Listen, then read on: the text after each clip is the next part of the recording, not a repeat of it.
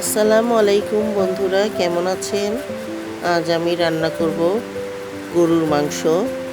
প্রথমে আমি পেঁয়াজ, গরম মশলা গুঁড়ো, জর্দিক জায়ফল, পোস্তা দানার পেস্ট, আদা রসুন, তেজপাতা, দারচিনি, এলাচ সব একসাথে তেল দিয়ে, লবণ তেল একসাথে মাখিয়ে আমি মাংসগুলো দিয়ে দিচ্ছি। কোরবানির মাংস আসলে যেভাবেই রান্না করি না কেন সব রকমই ভালো লাগে, কারণ কোরবানি মাংসের যে একটা ঘ্রাণ, সেই ঘ্রাণই আলাদা। কারণ অন্য কোনো এমনি সময় মাংসর এইরকম ঘ্রাণ হয় না। কোরবানির মাংসে যেমন আলাদা একটা ঘ্রাণ আছে। তো আমি একসাথে মাখিয়ে প্রেসার কুকারে দিয়ে দিচ্ছি।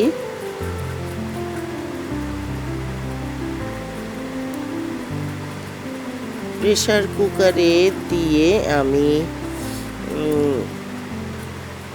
5টা সিটি বাজার জন্য অপেক্ষা করব। মাঝারি আঁচে 5টা সিটি বাজার পরে আমি নামিয়ে পাতিলের মধ্যে ঢেলে নেব।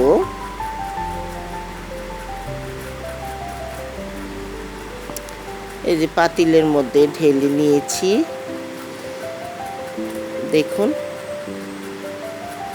আমার প্রায় রান্না শেষ হয়ে এসছে। এখন আমি গরম মশলার গুঁড়ো আর ভাজা জিরের গুঁড়ো আর স্বাদের জন্য একটু টেস্টিং সল্ট দিয়ে তারপর মাংসর ঝোলটা যখন আঠালো আঠালো হয়ে আসবে তখন নামিয়ে ফেলবো। দেখুন আমার এই মাংসর রেসিপিটা যদি আপনাদের ভালো লেগে থাকে তাহলে নতুন হলে সাবস্ক্রাইব, লাইক, কমেন্ট, শেয়ার করে পাশেই থাকবেন।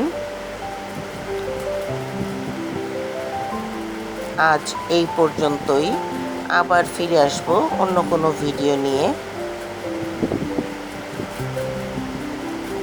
দেখুন কি সুন্দর হয়েছে মাংসটা। কোরবানির মাংস তো আমি আমার বাচ্চারা এমনি খালি খালি বেশিরভাগ খেয়ে ফেলি, কারণ কোরবানির মাংসের স্বাদই আলাদা। আজ এই পর্যন্তই, আল্লাহ হাফেজ।